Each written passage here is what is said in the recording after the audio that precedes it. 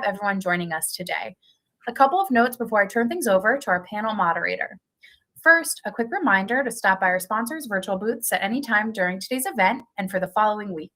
Our partners are committed to providing you with valuable content and a great overall experience. At any time during today's event, you can visit their virtual booths from the main agenda page, which include complimentary materials and information. For those seeking CPE credit today, you must answer at least 3 polling questions and remain on the session for its duration. Polls can be found under the Polls tab on the right-hand side of your console next to Chat. Afterwards, if you are eligible to receive credit, you will receive an email with the link to your certificates. If you have any questions on credits, please email cpe@argyleforum.com. To ask questions throughout the session, simply type into the chat and we will address your questions at the end of the session. Now, without further delay, I would love to introduce our moderator, Philip Peck, Vice President, Advisor Services and Finance Transformation Practice at Peloton Consulting Group. We're excited to have Philip and our panelists with us for a discussion titled The Digital Financial Controller, Reducing Risk and Building Agility. Welcome, Philip, and over to you. Brittany, thanks so much. And greetings, everyone here in the webinar. I am extremely excited to be moderating this session as this topic is highly relevant for anyone in finance, FP&A, and accounting in that community. And we have truly outstanding finance leaders here today helping to share their insights and wisdom throughout the discussion. Before we get started, I'm going to start with my background and then I'll hand it to our 2 panelists to speak to their background. I'm currently Vice President of Advisory Services and Finance Transformation for Peloton Consulting Group. Our company helps companies drive AI-enabled digital transformation across their enterprise. We help with advisory, consulting, and managed services capabilities across enterprise performance management, enterprise resource management, supply chain management, human capital management, customer experience, analytics, and data management for the cloud. Me personally, I've spent my entire career, 35 plus years in the FP&A, finance, and controllership domain areas, working in various corporate roles as well as management consulting roles, helping organizations explore the art of the possible and adopt leading edge practices across the entirety of FP&A, finance, accounting, and controllership. I'm now going to have our distinguished panelists introduce themselves. Erica, I'd like you to go first, and then Leah, I'll have you go next. All right, thank you, Philip. I really appreciate that. Hello, good evening and morning to everyone on the call. I am Erica Campbell. I have about 2 decades of finance experience and expertise. I've been with small, medium, large-sized companies, various industries. Right now, I'm working for a company called Finastra. It's a UK-based company, fintech company. We sell software to banks to bring them cloud, to put them on the cloud.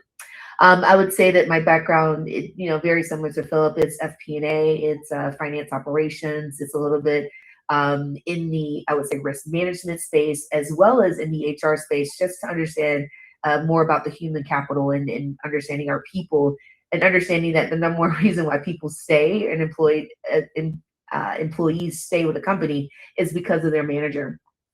I'm most interested in today's conversation, just to hear your feedback and what you've experienced, but also share that, my company and myself, we're early to the party. So there's a lot that we don't know, a lot that we're learning. And so I'm excited to see and have this open dialogue about, just some early indicators and expectations, as well as just kind of hear what's going on in your space. Over to you, Leah. Thank you, Erica. Thank you, Philip. My name is Leah. I'm the CFO of Matra Group based in Dubai. Personally, I'm American and a New Jerseyan. 2 years ago, IPO transactional deal brought me from the United States to Dubai. This is how I started my life here. My career started from a Big Four accounting firm. Later on, I moved to the corporate finance and corporate management in the Fortune 500 companies to help them to get the finance management. And later on, I went back to the Big Four again to provide the financial advisory and later on business transactional and organizational transactional advisory for for companies, help them to improve the intelligence regarding to the business transactions, including merger and acquisition and IPO, those type of assets, exchange stuff. Life is always changing for better. This is my belief. So, for our finance world is the same. AI improve our life for the better, but also bring up the risks. Same thing, right now I'm a CFO of a fintech company, and we are trying to release the gold, backed stable coin to generate another method for currency for the transactional, for their improve their daily life, also gains investment, return. But at the same time, it's new thing. Bring us happy, a surprise for happiness and excitement, also the risks. So today I'm where the three of us are going to present what we think about the risk for the AI and the digital, the innovation bring to our career life, and also what the risk is going to be in our mind. Also, we would like to know what you think about it, and also in your mind what question you have, and we can explore together. Thank you. Leah, thank you so much. I love the diversity of your backgrounds, because I think we're gonna have a phenomenal session here as we start to tee up the discussions, because each of you bring a slightly different perspective to these highly relevant topics. So as a colleague of mine likes to say, buckle up and let's get going. So question number one, and I'm going to start with you, Erica. Okay. As automation and AI become more embedded in finance operations, where are you seeing the biggest new risks emerge, and how are you proactively addressing them?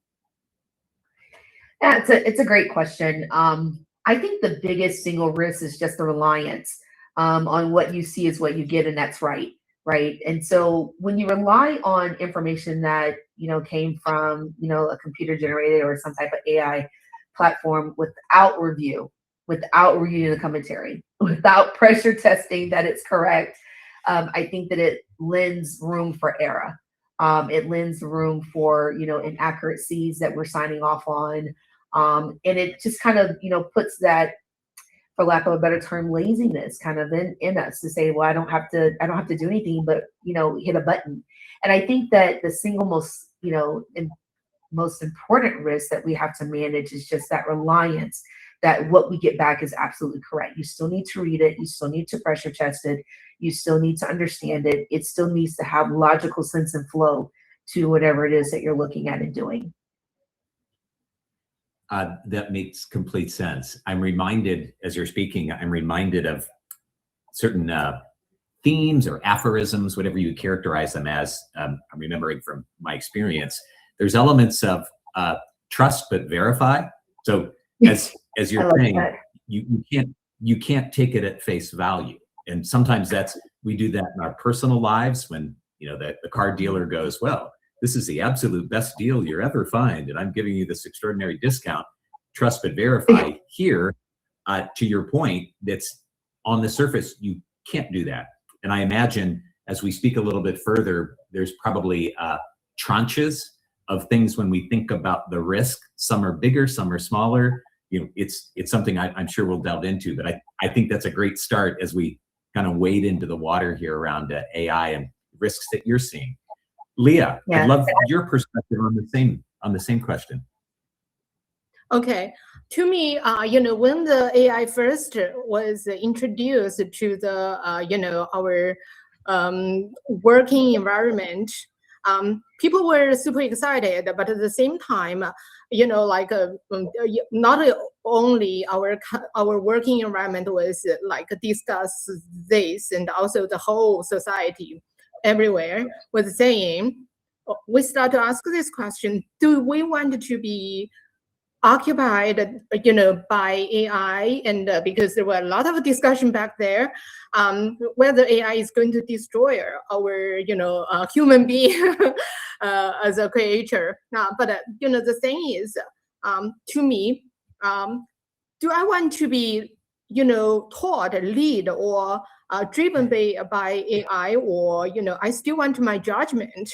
I want to use AI as a tool, not as my mind, my, leader and the guidance. So this is, I feel, to me is always think back, what is, although AI bring a lot of, efficiency, used to be 2 days work, especially for those type of human, labor-driven work, account reconciliation, contract review, all those type of stuff, and it can be done like a couple minutes, and boom, we have our results. But you always want to go back to ask the critical question: is this my judgment? Is it rational, correct?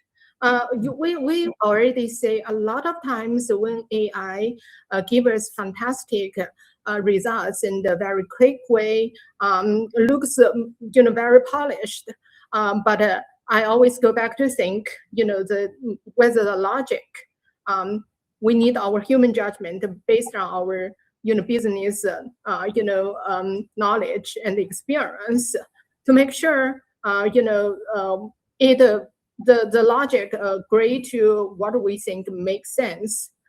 We always need to go back to check.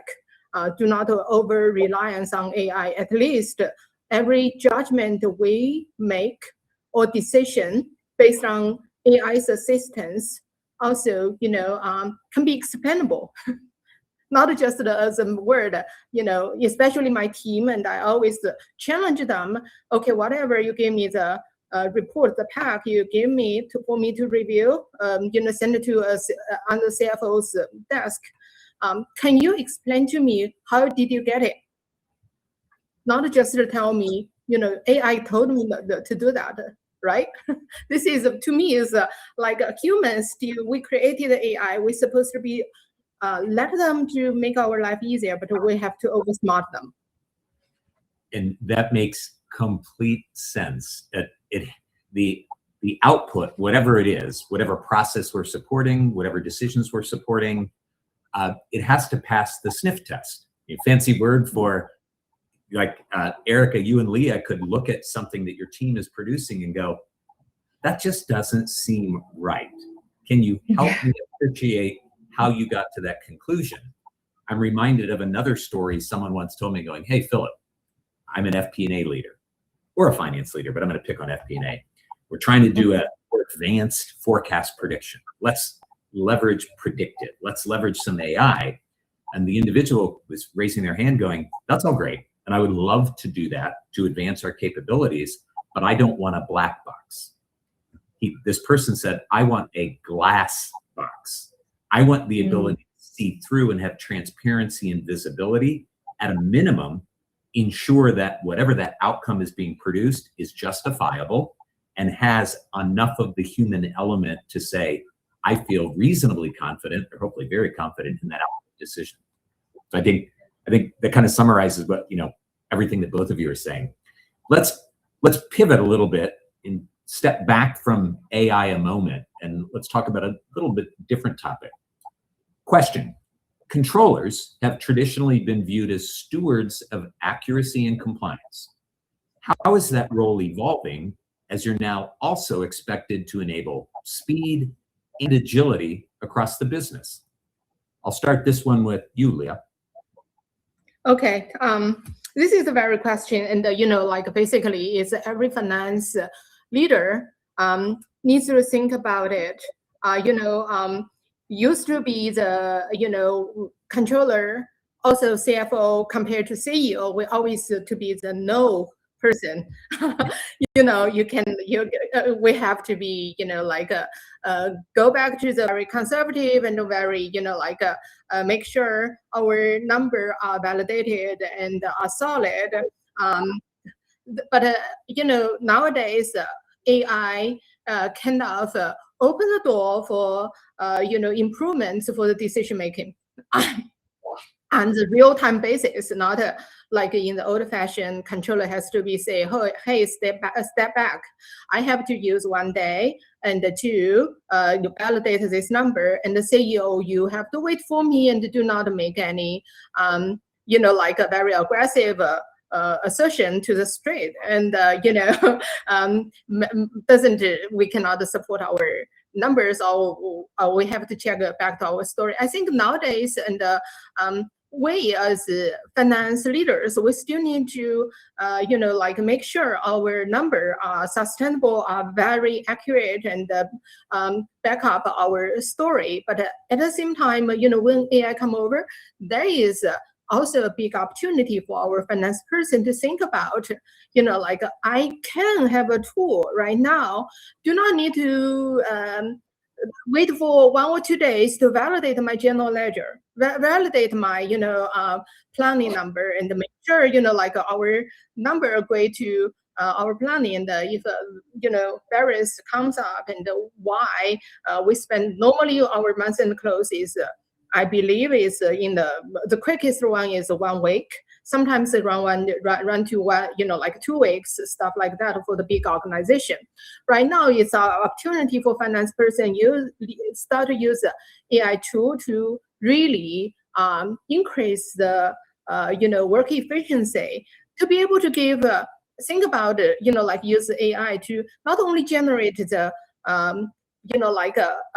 improve our accuracy, and also think about use AI to generate the on time a live timely results dashboard for the management, for them to be able to make the quick decision making based on the timely information. It is doable right now. So this is how I'm like, but at the same time we have to understand that in those faster pacing world, the how to make sure we still need to be the gatekeeper, make sure our number is accurate, reflect our operation business reality. But at the same time, boom, senior management will be able to see the real-time data, and to make the best decision for the business and for the shareholder. It's wonderful. Wow. Is it unpacking all the insights and wisdom? I think you called out, number one, the roles and responsibilities, and what the controllership and the broader function and the individual themselves still need to do, and do exceedingly well. That doesn't go away. What you're sharing with us is, with the power of automation and AI-like capabilities, presumably there is more bandwidth, there's more time. You accelerate your ability to get those things done that you absolutely need to do. But now you're going, wait a minute, I have a chunk of time.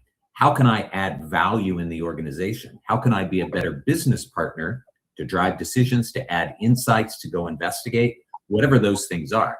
To your point, that's exciting. Erica, I'd love your thoughts on this.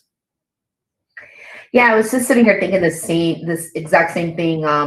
It's what more can our controllers do? I think the first thing that comes to mind is, can we have a faster close day, right? I think historically it may have taken us 5 to 7 days to close the books.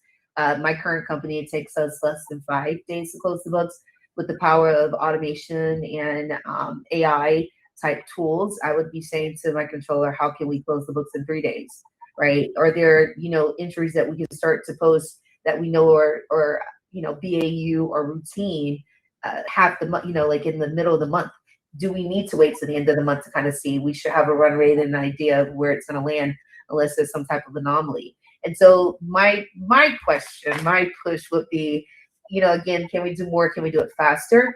Can we close the books faster? And in addition to that, just understanding, is there more things that we can leverage? Are there more reports that we can get, in terms of like how we're performing? Are there initial analysis that we can get? Finance does most of the analysis in the narrative, but I would love for, the accounting team or the controllership team to come back and say, hey, we were looking at this entry, and now that they have capacity, we saw that there is a 10% increase.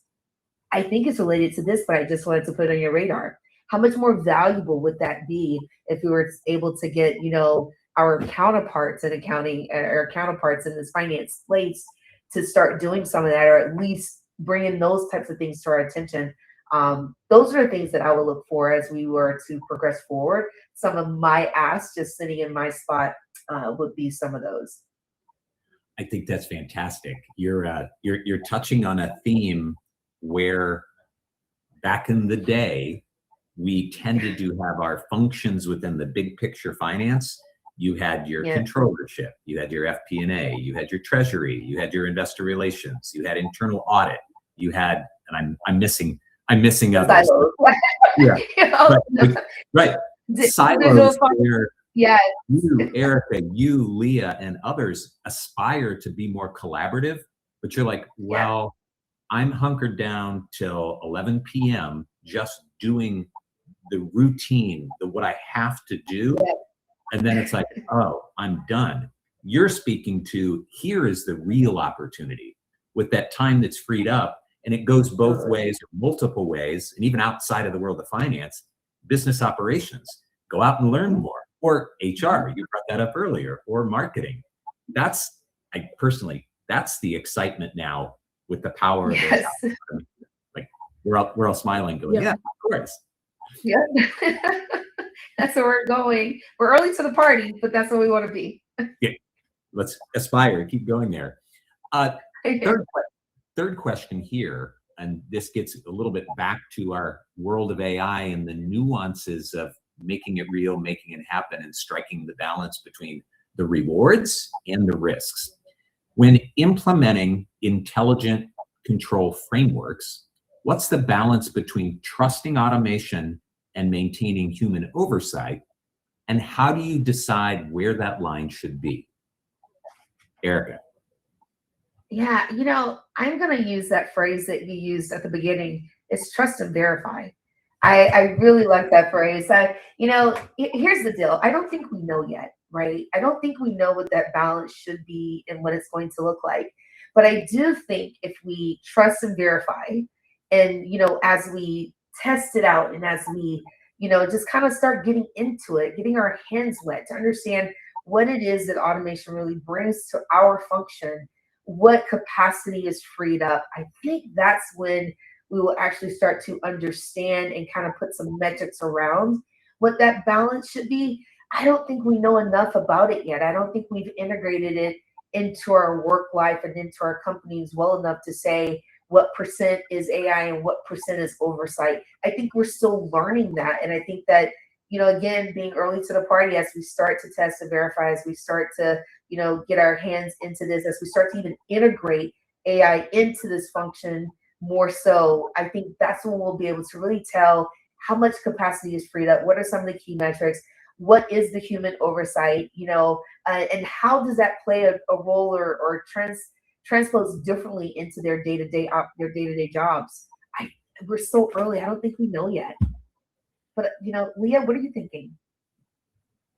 I totally agree with you, Erica, and I think because AI is such a exciting new tool to us, and this is still so new. We cannot we do not know for the full picture. What is the the boundary? What is our how much we're willing to sacrifice for our the opportunity versus risk? But we have to try to get a better progress and get a better understand regarding to those AI tools and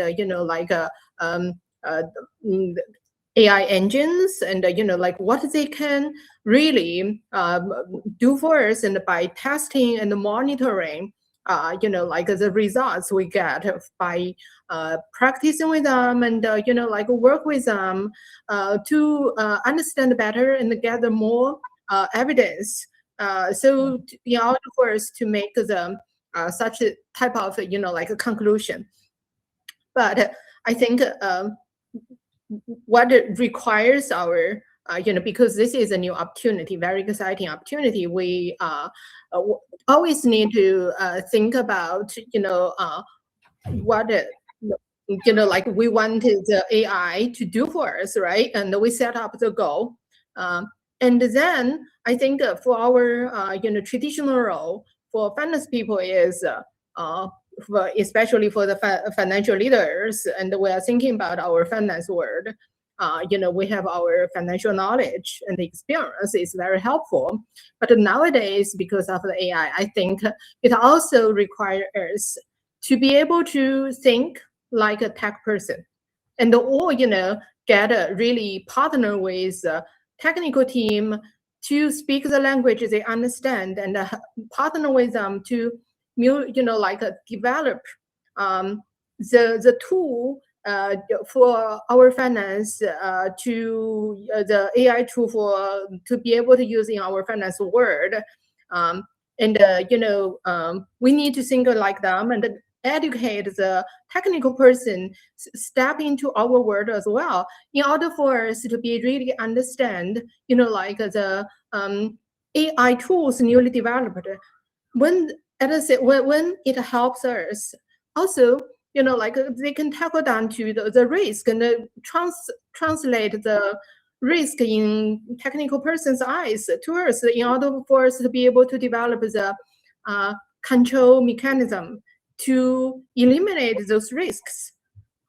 So this is, I think, it's a mutual improvement in our, work world, in our, the finance management world. Thank you both. Couple dynamics that I'm hearing loud and clear.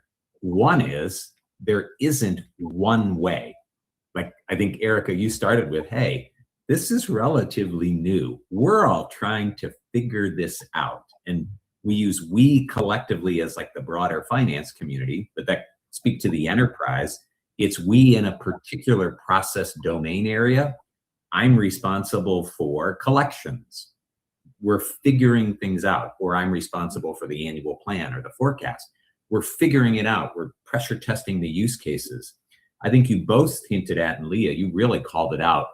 There's potential risk anywhere, and we can't just run away and say we're not doing it because we're going to avoid all risk, but it's being intentional on those areas where you go, oh, I see the real opportunity with limited risk. Or conversely, the opportunity is so huge, I'm willing to have a certain level of risk that might say, I need more human involvement versus less. But then at the end of the day, we're still figuring out what's that partnership look like. We're all figuring that out, and AI is evolving at an accelerating pace. It's not just a speed; it's an acceleration. Speed and velocity. Exciting, but I think where you're speaking and helping the audience here is we need to figure it out together, and it's going to take some time. Yeah, absolutely. Pivot into question 4 here, and it touches a little bit more on the technology. So Leah, glad you gave us a bit of a segue here. With finance ecosystems increasingly cloud-based, what does strong cybersecurity actually look like in practice for finance teams in 2026? Leah, I'll let you start us, and then let Erica chime in. Okay. So cybersecurity, I believe it is also, one of the, SEC, really watched area for public company. Nowadays, everyone is, pay a lot of attention on the cybersecurity. So I think, when, we are using technology more, and also we need to, kind of the risk for the being hacked, the financial and private confidential information is being leaked, or the other frauds come over to your organization also start to really increase. So being said that, technology also help us to prevent those risks. So, for example, we just for my company, we just have a side contract with a company who is specialized in the tackle and the strategy for the new developed cybersecurity prevention, risk prevention for us. What it does is really it's increase the level of the technology and the tools for the more newly monitored cybersecurity risk global wise and cyber base.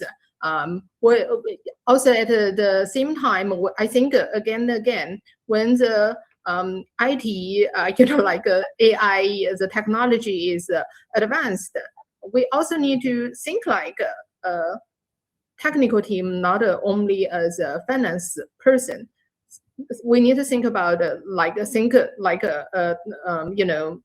tech person as well in order to prevent those type of risks. So of course the traditional basis for the segregation of duty has to be smartly the same idea, same concept has to be smartly implementing all the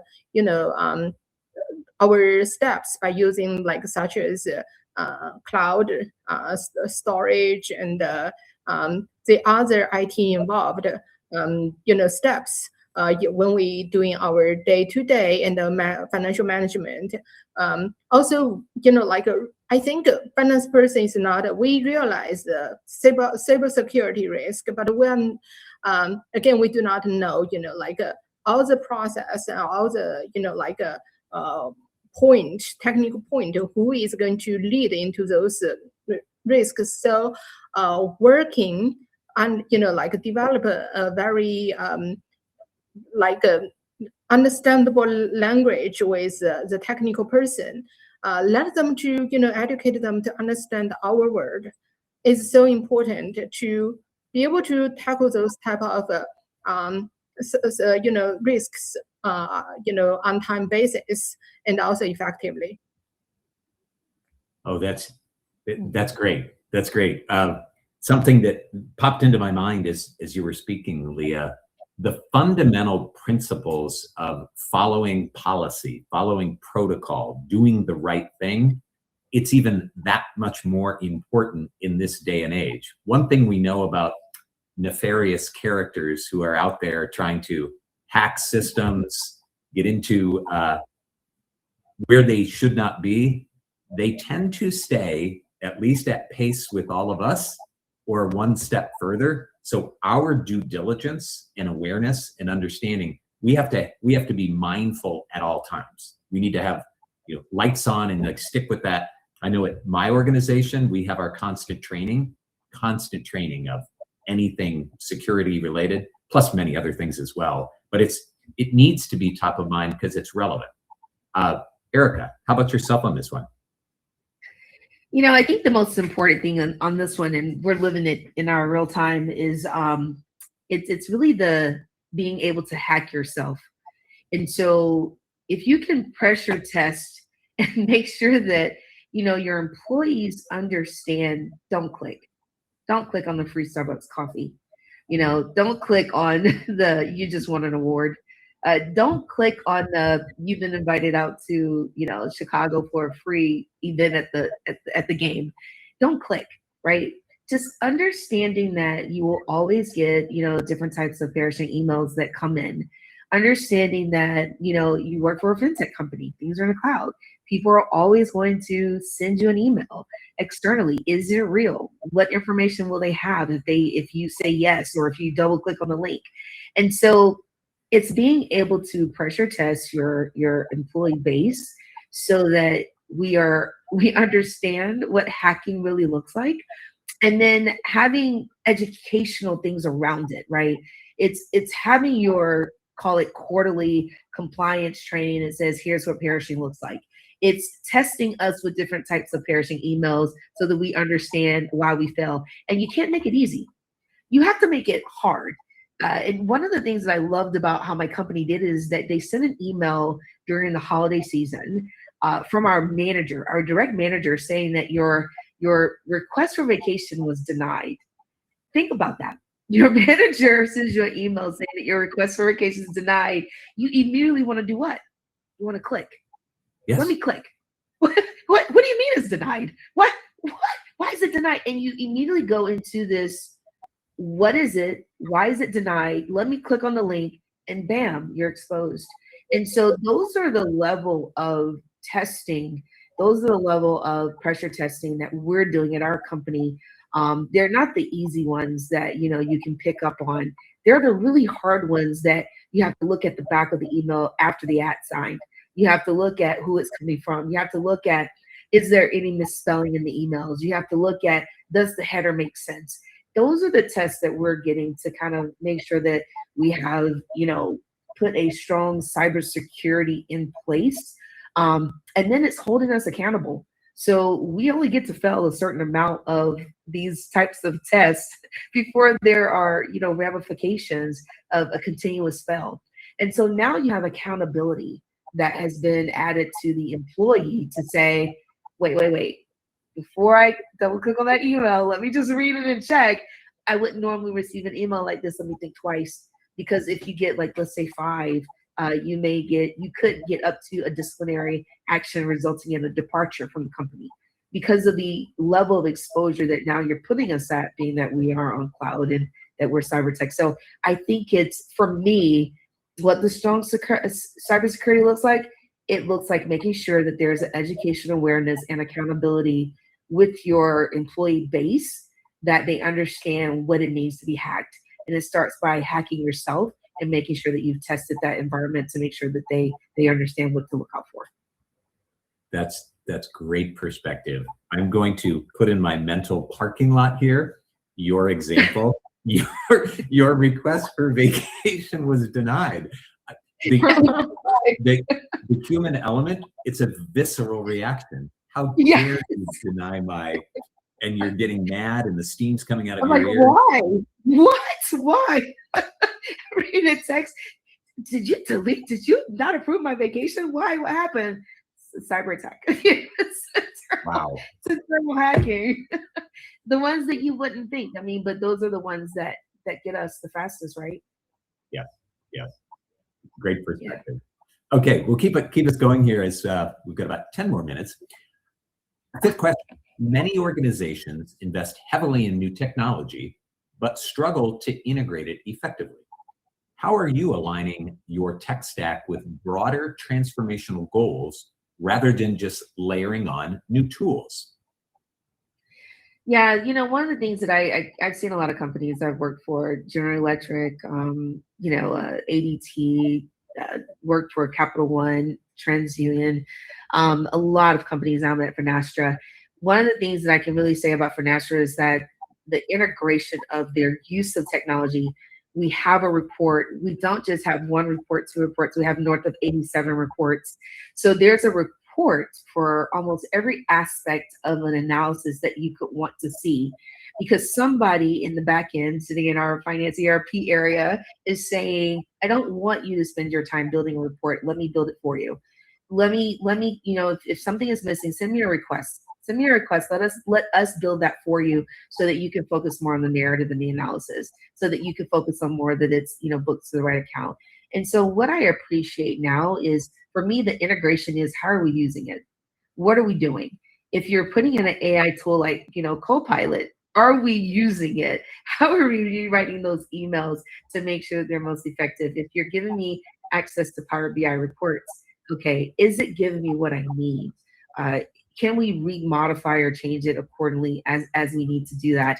And so I think that for me, when you're talking about AI, when you're talking about automation, it's not just the integration of it, it's the usage. It's the training sessions. It's going behind and saying, here's how we're utilizing. It's reminding people that it's there. It's showing people how to use it. And then it's sending it out saying, this is what was generated from this report so that you can see it. So it's the full gamut of the integration, the education, the acknowledgement, the usage, and then the deployment of it so you can see it from end to end. That is what it looks like for me. Wow. Wow. You have a, I won't say world-class, because you could probably say no, Philip. We still have room for improvement. But I think you're painting a pretty positive picture how you and your organization have been able to navigate that. A couple things that popped out immediately was leveraging what you have in the context of the new and advanced capabilities. Like, I think there's a tendency to say, ooh, here's the shiny object. I'm just going to go grab it, without an acute appreciation for what's in place across your organization. Are we leveraging it to the max? What are those opportunities to integrate net new, be it AI, be it automation, be it predictive, but doing it in a more intentional way and ensuring that you're doing it the best way that you can. You do it right, such that you deliver the value you're looking for. And I think don't give me the checkbox. I don't want the checkbox that says we did it.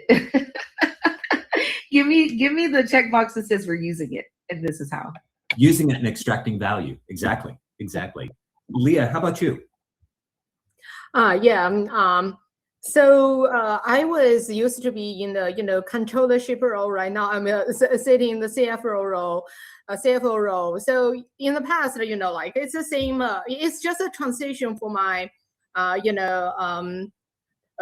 do I think about, like the investment in the IT projects? Because again, this is investment spending corporate, like the business cash flow, cash outflow. We're always looking for the, like return on the investment. So in the past, I always try to convince my boss, the CFO or CEO, why I need to, in order to win the, approve of the money to be able to invest in my project. I always think about, what return, how long I can use this capital spending, what a goal I supposed to be achieve by asking this money, and to get the green button in order to receive the fund. Right now I'm sitting in the role, especially, like everybody is love to have, regardless, every department, love to have some technical additions to help them to do job better, or to, make things quicker. But the thing is, how do we, after the spending, how, those spending is going to benefit the company, or, on the long run, and integrate, the technical spending into the other parts of the, like a technology, whole picture environment, how, those type of things can work together with the whole organization.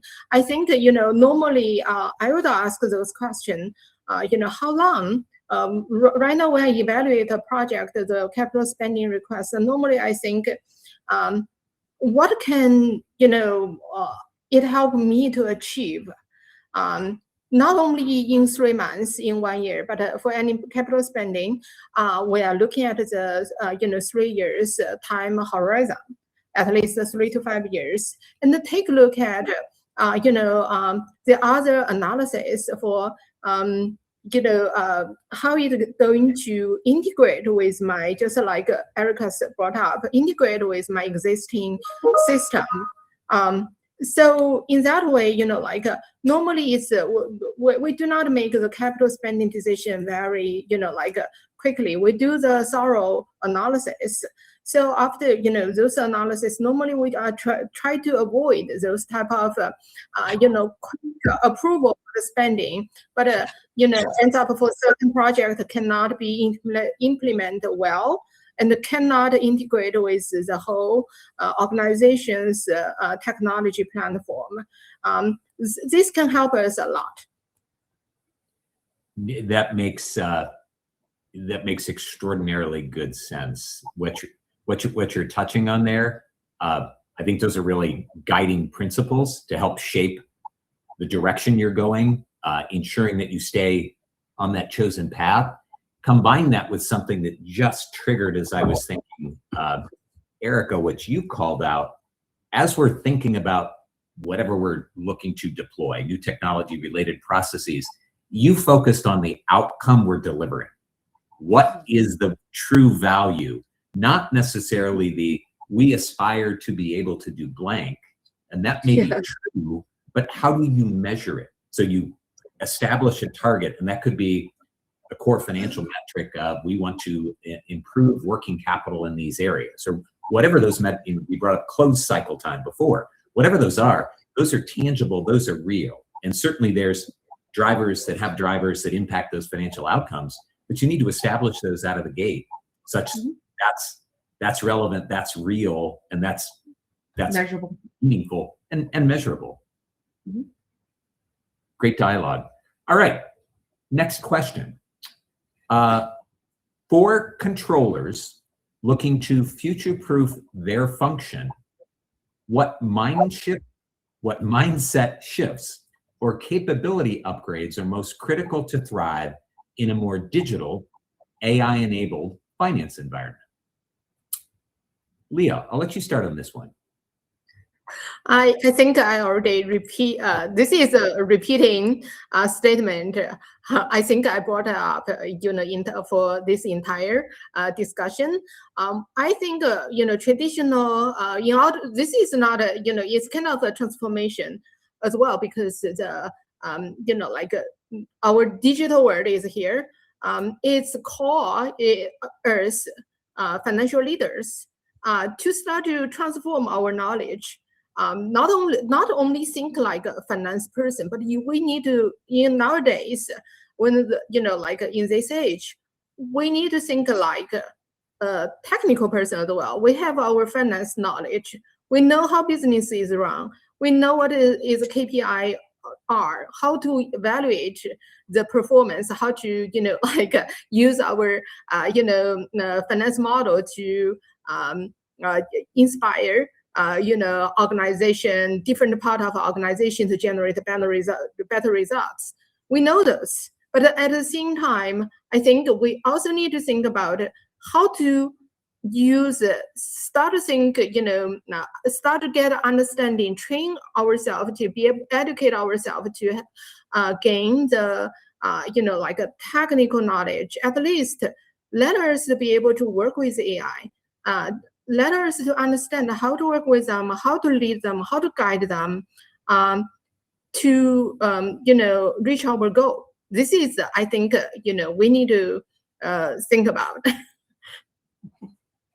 100% agree. 100% agree. A phrase, I love the phrases that I co-opt from other people, but then I try to brand it and make it a little bit more mine, but I want to give credit to others. And this is specific to AI, but specific to AI agents. AI agents don't replace finance. They amplify its strategic influence across the business. So, Lee, as you were saying, we need to figure out the symbiotic relationship between us and the enablement that AI gives us. And we're all trying to figure that out, but that's the essence, the North Star, if you will. Erica, your thoughts on this?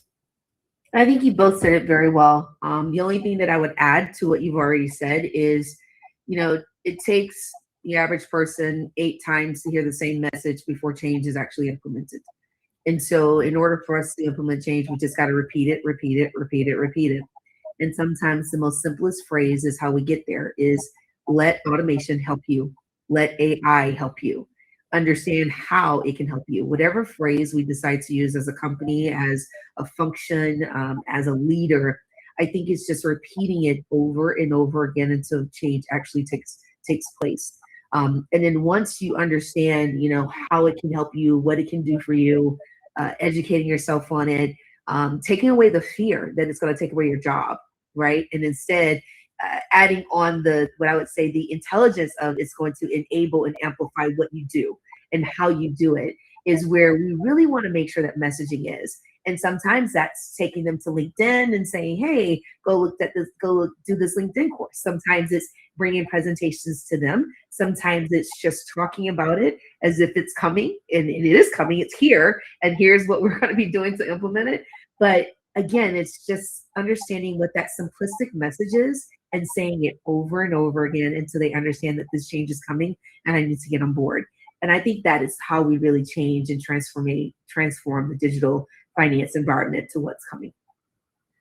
I love, we're close to wrapping here, and you wrapped it with the importance and the predominance, if you will, of change management and adoption. That has to be front and center, and it has to be very, very real and personalized. We're humans, we're individuals. Not everyone receives or perceives, receives, internalizes, makes it their own. For the most part, people are different. That's what makes us special. But at the same time, it's a challenge and an opportunity for the organizations who are trying to drive adoption of the better way and drive AI-enabled digital transformation. 1 minute, and we're staying just a little over to ensure we hit our CPE credit time. But I'm going to ask Erica, you first, and then Leah. One takeaway for the audience here. One big picture one, and it could be threaded together. But if one, just something for them to walk away with. AI is here. Embrace it. Boom. I love it. I love it. That's it. Carpe diem. Seize the day. Something like that. Leah, how about you? Yeah, just do not be scared for anything. Be curious. You will have you will be really rewarded in the future. Love it. Love it. Love those two taglines. So we're at the end. First of all, Erica and Leah, you two are awesome. You two are awesome. I love this session. Thanks so much for your insights, experiences, and wisdom. I know that I have some gems and some pretty good takeaways that I hope everyone else in the audience does. Thanks to all the participants who joined. I want all of you to have a great day.